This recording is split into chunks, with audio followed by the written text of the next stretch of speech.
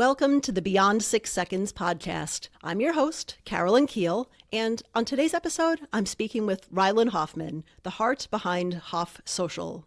A transmasculine marketing strategist and content creator, Rylan has spent more than 14 years building online communities.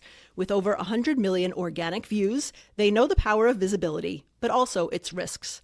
After facing doxxing, harassment, and even extremist threats, Rylan made it their mission to help queer business owners navigate the internet safely while getting the right eyes on their content. Rylan, welcome to the podcast.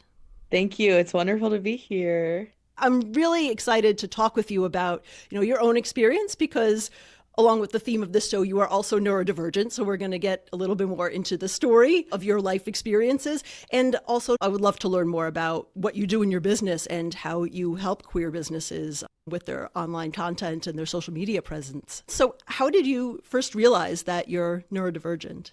Yeah, so I think my relationship with neurodivergency has kind of evolved throughout my life. I was never really, what would be considered a normal kid, right? I was always, you know, talking a lot more than the other kids, had my niche interests and, my sensory issues. And so from a very young age, my parents kind of knew I was different. My mom was buying all of the How to Help Your Overly Sensitive Kid books and I think that, back then in 1999, 2000, there wasn't a ton of conversation around neurodivergency, especially in, children that were assigned female at birth. But when I got to middle school, it was so hard to focus and stay on track. I was such a passionate kid, but I could never quite sit down and just do my work. And so that led to some evaluations, and they ended up diagnosing me with ADHD. Now, of course, the autism question was completely unanswered at that point still. It didn't really come up for me as a possibility, but I knew that ADHD couldn't possibly be all that was going on. I had friends with ADHD and we shared some struggles, but there were a lot of struggles we didn't share. So when I got to college and I started recognizing, once you're an adult, I think neurodivergency becomes even more obvious because you feel like you're even more different than the adults. I think all kids kind of have tendencies towards different things, but when you're a grown up, you're supposed to act a certain way and be productive in a certain way and feel your emotions a certain way, and that just wasn't happening for me. So that really led me down a path of understanding that not only do I have ADHD, but I'm also autistic. And I think that was definitely a breakthrough for me because, I finally felt like there was something that made sense about, okay, this is why I am the way I am. And then queerness is kind of that whole other discovery path on top of that. So those do have quite a bit of, a relationship for me as well. Yeah, yeah, and I'd love to learn more about that relationship between sort of what was it like growing up neurodivergent and trans as well. Because kind of as you said, a lot of times when we have really any kind of life transition, whether it's from school going to college or college into adulthood, our environments change and expectations change. So with you having an additional transition as a trans person, how did that all interplay with your neurodivergence? Yeah, I think, again, from a young age, things like gender roles never really made a lot of sense to me. And I know this is common among even cisgender autistic people where, there's a lot of roles in society that are kind of cast onto you and you can't quite fulfill them either in the same way as others or not at all. And so, I think that there was always right that sense that I was different. But even on top of, the neurodivergency, it never felt like I truly belonged with, the girls or the boys. And it was really easy for me to brush that off for a long time. As well, I just have a different neurotype. My brain just works different. It's not, a gender thing. It's a neurodiversity thing. But, going into it's kind of interesting because I think the transition between like being a girl as a young kid, you're still allowed to be kind of messy and loud because you're a kid, right? But that transition into womanhood is, I think, what really shook me awake of like, 15, 16 years old, I was like, okay, it's one thing to be a girl and be like a little tomboy, but like now I'm supposed to be a woman. And that was even more complicated for me to really wrap my head around. It wasn't so much a physical dysphoria as it was a social one. And then once I came to terms with the social dysphoria, I was feeling all of that physical dysphoria that I just been totally numb to came to the surface as well. And so, yeah, in college, it was really around the same time I was realizing I was transmasculine and autistic. And the biggest differentiator for me for that was, with being trans, I really wanted to feel more comfortable in my body. And then with accepting my autism, it was more about feeling more comfortable in my mind. Wow, that's really interesting. Yeah. Yeah, so I guess as an adult, did you make any adjustments, say for, your autism in terms of, I don't know, the way you interacted with people or the way you changed your environment to make it more sort of comfortable or just work better for you as an I mean, adult? I think every adult who realizes they're autistic has that moment where they order the bulk stim toys online. Yeah, true. And things like that, allowing myself to have, more breaks during the day, getting accommodations through my university was definitely a struggle. I deal with, physical chronic illnesses on top of all of this. And so I initially had those accommodations for that. But once I realized, being autistic really makes it difficult to go into a classroom and sit for an hour and just, the fluorescence coming down and everyone talking, like it just becomes a lot. And so feeling like empowered to ask for those accommodations, it almost felt similar to like going to the professor and asking for them to use my preferred name, because you're really putting yourself out there and you're like, I'm different and something different has to happen because of that. Mhm. But, it was definitely a journey in both aspects of like allowing the environment to accommodate me without feeling like a burden. Yeah. Wow. Yeah. So, and that also speaks to, self advocacy and advocating for your needs and, as you said, putting yourself out there because there's always, you never know how people are going to react. So yeah, it's a big step. Yeah, and especially, online, putting yourself out there online is an even bigger thing because when you're in person, you can really curate for the most part as an adult who you share spaces with, right? If a job is toxic, you can hopefully leave it. If family members are being unfair, you can stop talking to them. There's all these ways you can kind of curate your social environment in adulthood, but when it comes to the internet, it's such a free for all in who you end up in front of. Yeah, that's really true. So, what inspired you to start your business, Hoff Social? Well, I mean, really what I just mentioned. So I've always been on the internet. I was a little internet guy. I was a Tumblr kid. If it's not obvious about everything about me. I was I really never approached social media like a social thing. I always approached it as kind of a tool for connection in terms of like how to get in front of the right people. I remember being like 12 years old, spending 5, 6 hours a day doing like outbound engagement strategies for my photography business. And that account ended up with like 10,000 followers, which Instagram in 2012 was very, very different than it is today. But, it gave me a really good foundation for understanding how the kind of inner mechanisms of the algorithm can work, kind of replicating that same success for myself later on Tumblr and on Twitter and kind of getting a lot of practice building those big online communities. And so I had that skill set really under my belt. But then when I became kind of the face of it as a creator in the queer space in college, I ran into a lot of harassment, a lot of, being shadow banned for talking about certain topics, being misunderstood. There was a lot of barriers between kind of me being online and then having those like genuine connections on the other end just because of all of the bigotry and like lack of protections that are online for people like me. Hmm. And I think, the intersection of being autistic and trans as well as, being fat really put me like put a target on my back, right? You hear a lot about like lol cows and people that are singled out to be like mass harassed. And there were people talking about turning me into that, on hate forums. People became really, really obsessed with me as like this object, like the butt of the joke, really. And it reminded me so much of, being on the schoolyard as a kid, being the fat, neurodivergent queer person. And it just felt like bullies everywhere, right? No matter what age you are, whatever space you're in. And I just thought to myself, it's one thing for me to say, okay, I'm gonna delete all these accounts, but like, what if my whole business relies on the platform, right? What if your whole business relies on being able to exist safely?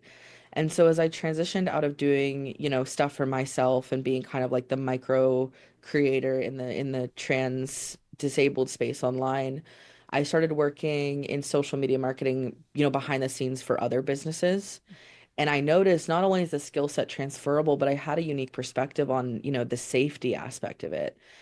And I really wanted to kind of go out on my own then and really bring that straight to queer-owned businesses because I think that everyone is scared of the same thing and no one's talking about it. Wow.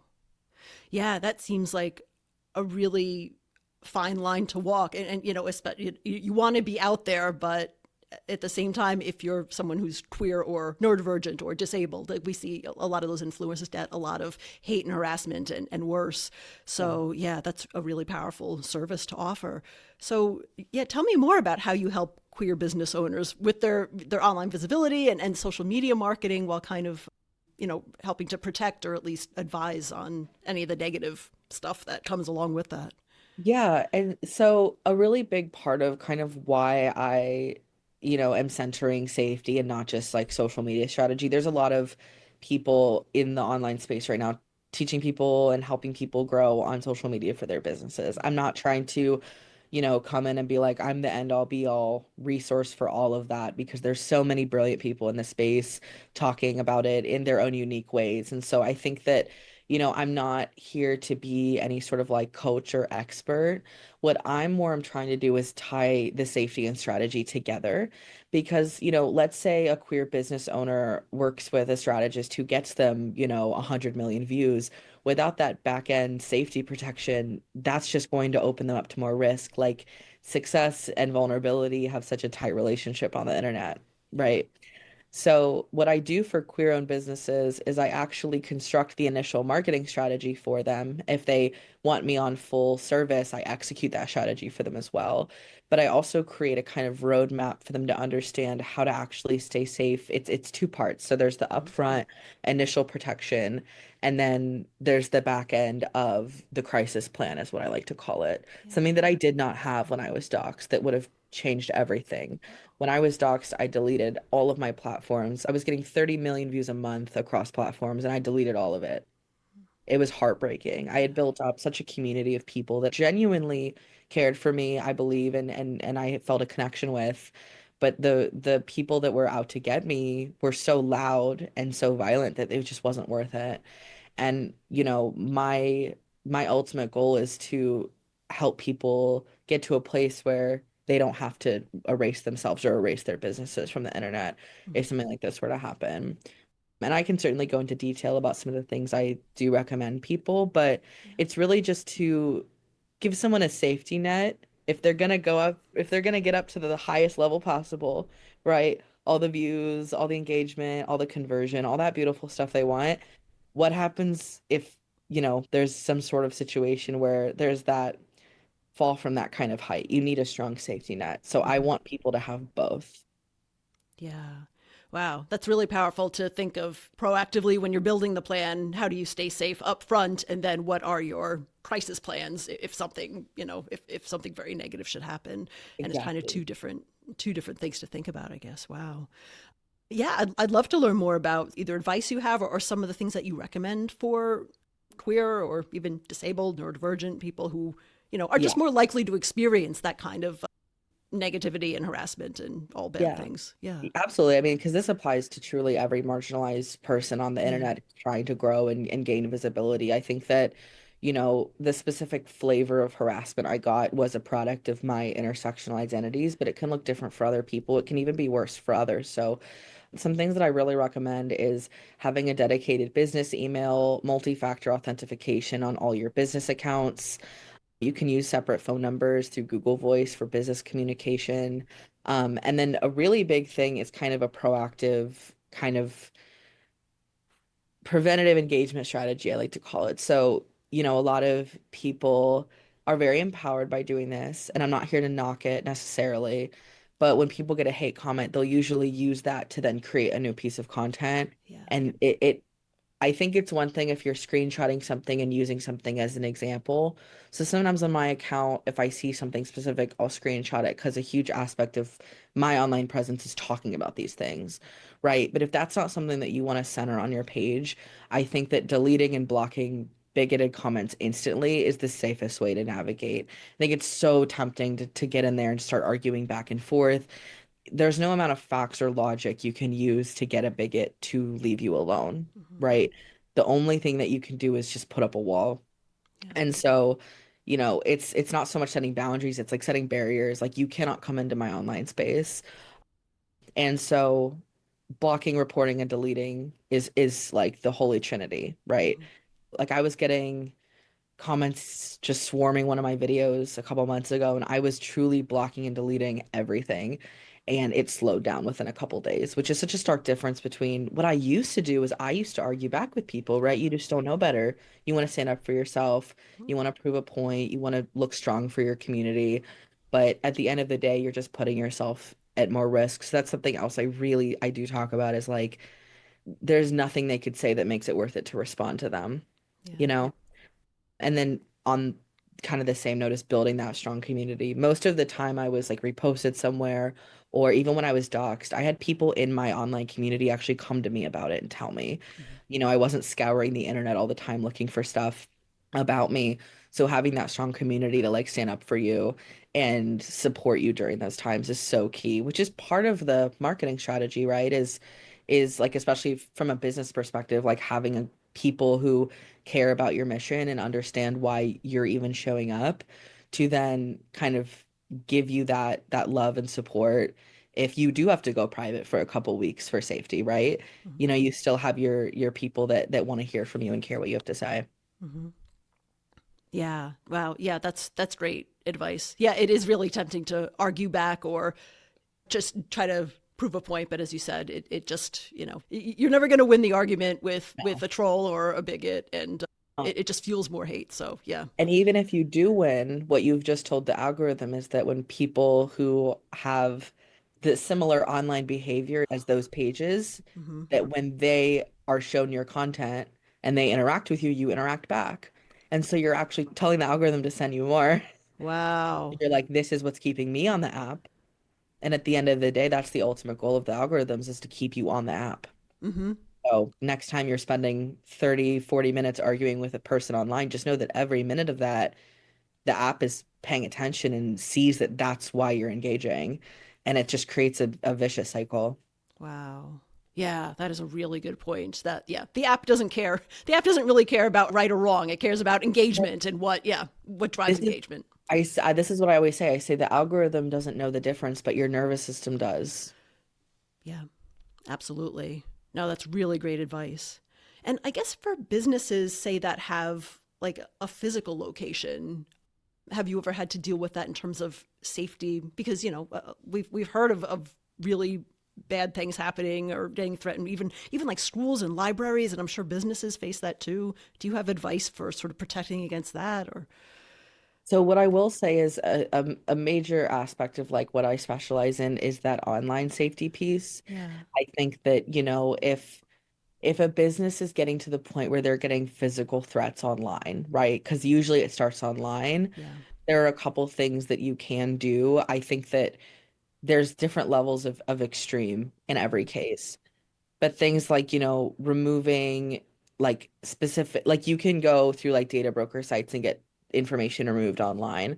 mm-hmm, So like if you're having a certain event and people are trying to spread around when the event's happening so that they can come, cause a problem at your event, going through those data broker sites and seeing, okay, can I get any of this information actually taken down? I would say that like if you're having a specific event like a drag brunch, creating something like a private Facebook group to advertise that and invite your followers into it. mm-hmm, Or like on your create a close friend story so only certain people have access. So I would say that, if you're a physical location, there is a certain level of risk, of course, if you have to have your address for your business in your bio. mm-hmm, But like, let's say you're the owner of a business, right? And they're coming to attack you as well. You can get your address hidden in some states so that, yeah, maybe they know where your business is, but they don't know where you and your family live, mm-hmm, right? So there's different levels kind of where you can come in and say, okay, I'm going to secure all my email addresses with private registration. I'm going to set up Google alerts to see if things are being posted. I can take my accounts private, documenting any threats and reporting them, alerting staff, family members, friends of any unusual activity.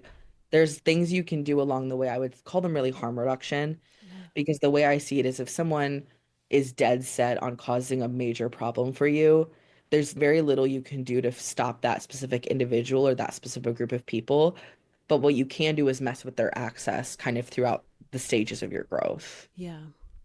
Yeah, you can make it difficult for them. You make it as hard as possible for Yeah. them. Yeah. And that's important to think of up front because when something like this happens, you're in a panic, so it's like almost impossible to start thinking, "Oh no, what do I do?" But the fact that you're having people think about this before anything happens is really powerful because now you've got a plan that you can do. Exactly, exactly. And I don't, you'll never hear me say like all of this is 100% preventative Yeah. because I think in the state of this country, saying sure things like that just does not track. It's Mm. not realistic. And this kind of applies to, every way that marginalized people are trying to keep ourselves safe right now.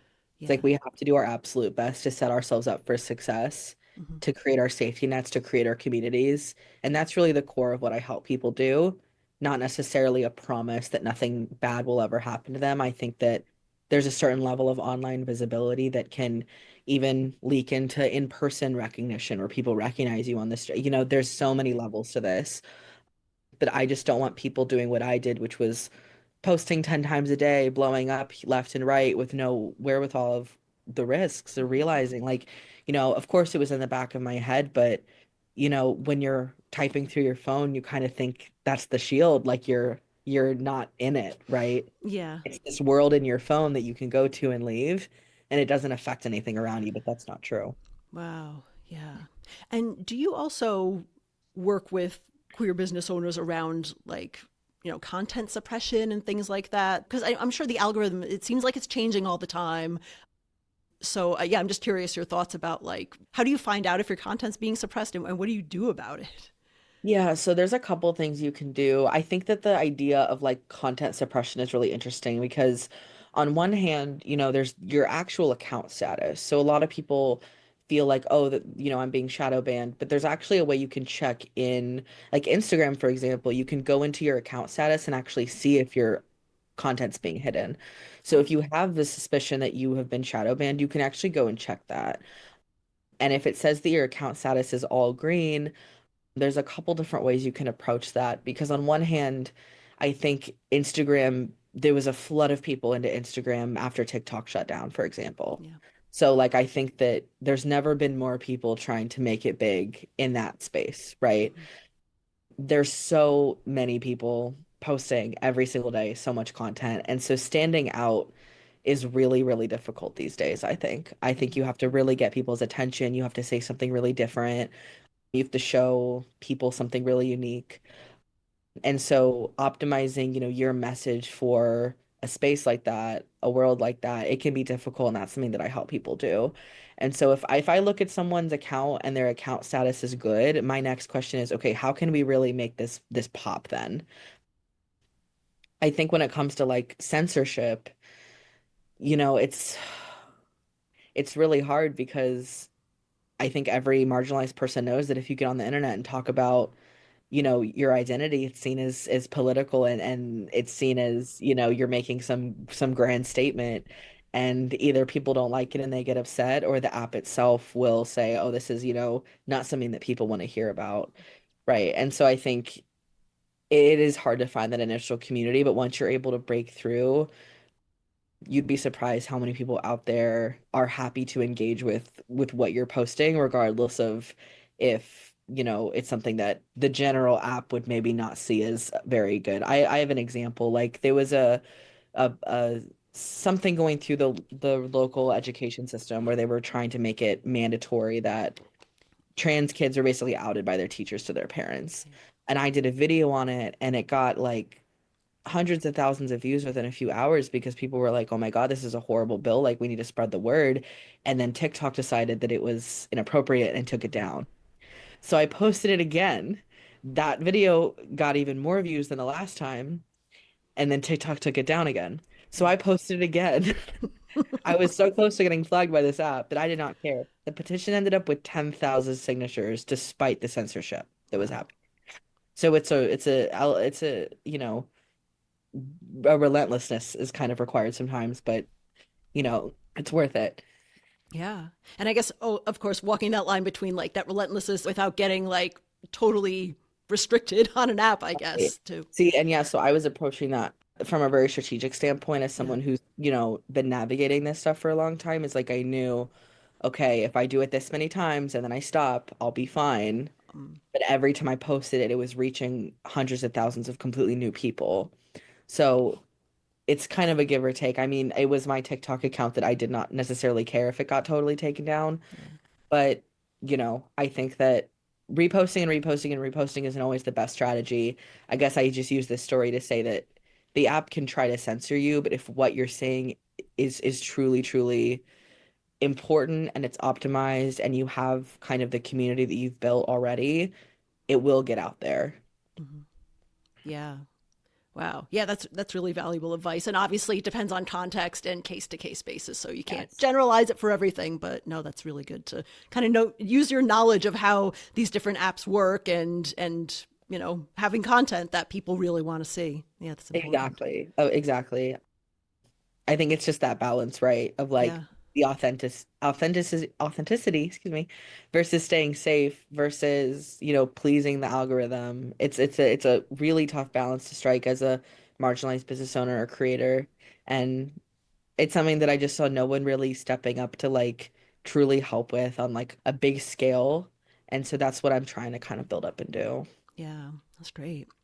And then, in terms of, I guess, building community in general while staying safe, are there sort of general advice that you have for queer business owners in terms of building community? Or, obviously, like posting content on topics people are interested in that people really want to engage with, but any other sort of special advice for that? My best and most special advice for building community online is engage about 10 times more than you post. Oh, It doesn't matter what platform you're on, the platform wants engagement. So that gives you a boost, right?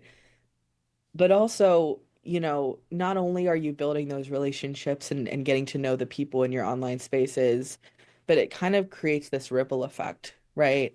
So, you comment under one person's post and then they answer back and you have a nice little interaction.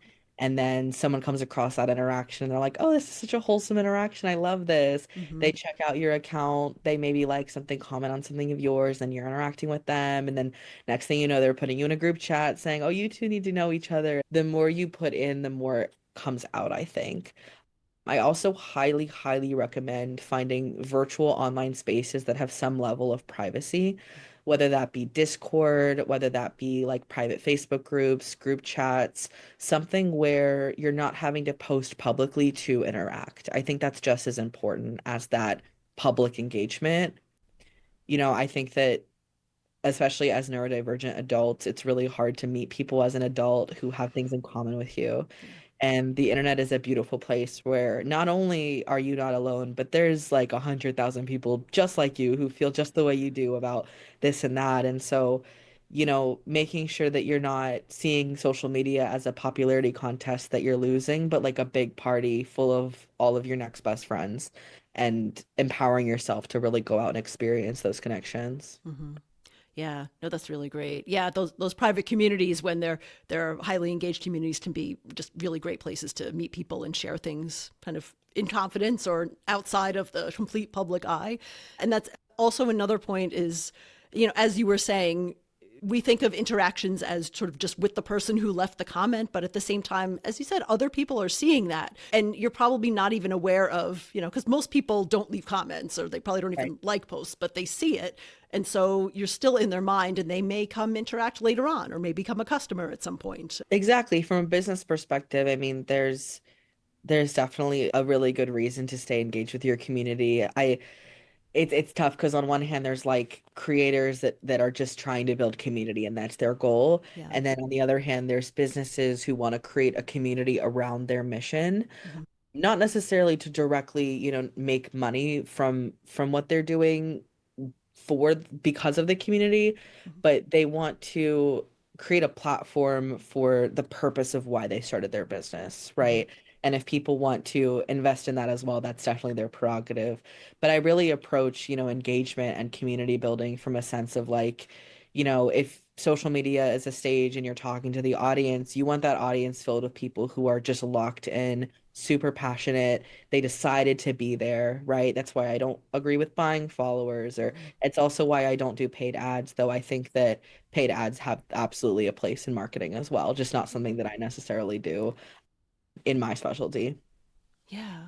And do you also recommend like commenting on other people's posts that have like similar missions? Does that help with your own content boosting or anything like Yeah, that? for sure. I think that, there's so much overlap across niches for things that, you have in common. Like as, I would say my niche is like queer marketing and online safety. Hmm. And so I might engage with content about queerness, content about general queer safety, content about marketing, content about, actual content creation and all that it entails.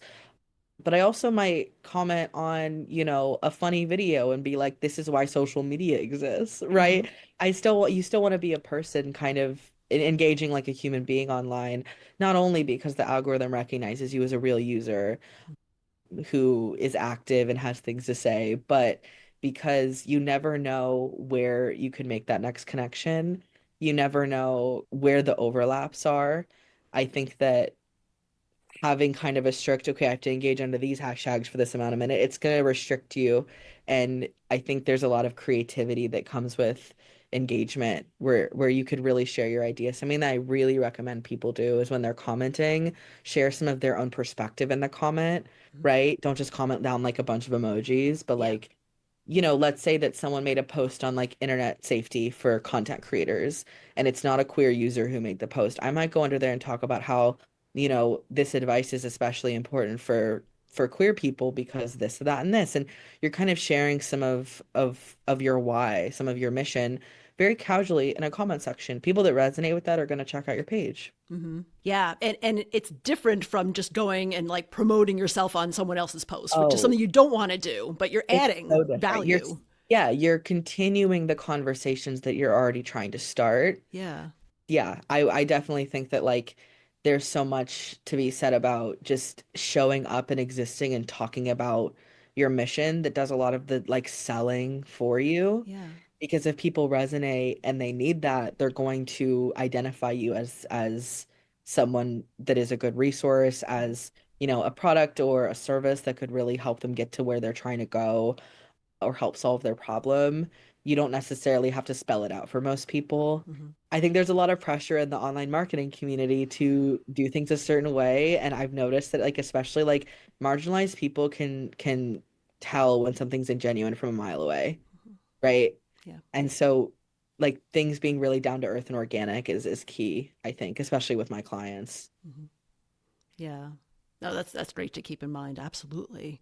The advice you've shared here is has been like really amazing and is going to help so many of my listeners. So I'm really grateful that you came on and shared it. How can people get in touch with you if they want to work with you or just learn more about what you do? So my website, hoffsocial.com, has more about what I do, more of my story, some of the things I've been through when it comes to the internet and how I can help support businesses. It also has ways to get in touch with me and a breakdown of everything that I offer. You can also find me on Instagram at Hoff Social. So same name everywhere. Perfect. All right. Thank you. And I'll put a link to your website in the show notes so that people can just go there from directly from there. Amazing. Yeah. And, Yeah. as we close out, is there anything else that you'd like our listeners to know or anything that they can help or support you with? Yeah, well, what I'd love to do is just drop some free resources for Awesome. people that are wanting to grow safely online as, a queer person, as neurodivergent person, marginalized in any way, just wants to feel like they have resources in their back pocket. There's the Electronic Frontier Foundation, the Crash Override Network, Right to Be, We Keep Us Safe. Those are just some places to get started. I want everyone listening to feel like equipped on some level to show up more confidently on the internet because at the end of the day, like your community has your back and it's all about finding and building that community up front. Perfect. Awesome. Thank you so much for sharing those. People can just go and take a look at those. It'll help grow your business in a safe way, an engaging way, and find your community and all of that good stuff. So, yeah, Yeah, thank you. absolutely. And if anyone listening has any questions about anything we talked about today, my DMs are always open. I love giving just free advice and free support. It's never an issue. So, yeah, you know where to find me. Awesome. Thank you, Rylan. Thanks again for being on the show. It was great talking with you today. It was wonderful. Thank you.